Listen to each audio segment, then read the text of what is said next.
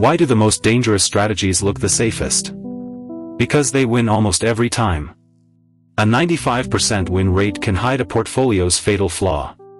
The real risk isn't how often you win, it's what happens when you lose. Every novice quant falls for the same trap. A strategy that wins 95% of the time feels like a holy grail.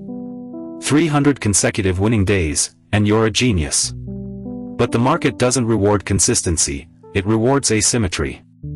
A strategy that wins small and loses big is a lottery ticket in reverse. You pay a small premium every day, and occasionally the jackpot hits you. Negative skewness means the distribution of returns has a long left tail.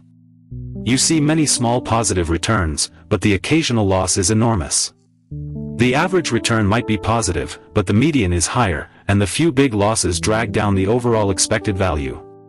In plain English, you're picking up pennies in front of a steamroller, and eventually, you get flattened. Skewness measures the asymmetry of a return distribution. The formula uses the third moment of returns, normalized by the standard deviation cubed. If skewness is negative, the left tail is longer or fatter. For traders, a negative skewness means the probability of a large loss is higher than a symmetric distribution would suggest. Kurtosis measures the thickness of the tails. High kurtosis means more extreme events than a normal distribution. For a high win rate strategy, high kurtosis is a red flag. It warns of rare but extreme losses. Together, skewness and kurtosis paint a fuller picture of risk than win rate alone. The payoff ratio is the average win divided by the average loss. A high win rate often comes with a low payoff ratio. You win small and lose big. The product of win rate and payoff ratio determines whether a strategy is profitable in the long run. If the payoff ratio is too low, even a 95% win rate can be a money-losing proposition. Selling naked options is the classic high win rate strategy. You collect premium and win 90% of the time, but a single black swan event can wipe out years of profits. The 2018 volatility spike, for example, caused many short volatility ETFs to collapse. The strategy's negative skewness is hidden by its consistent small gains. Martingale is a betting system where you double your stake after each loss. It guarantees a small profit if you have infinite capital, but real traders have finite bankrolls. One long losing streak wipes you out. The probability of ruin approaches 1 as the number of trades increases, making it a textbook example of negative skewness.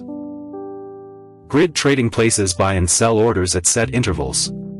In a range-bound market, it looks perfect, constant small profits.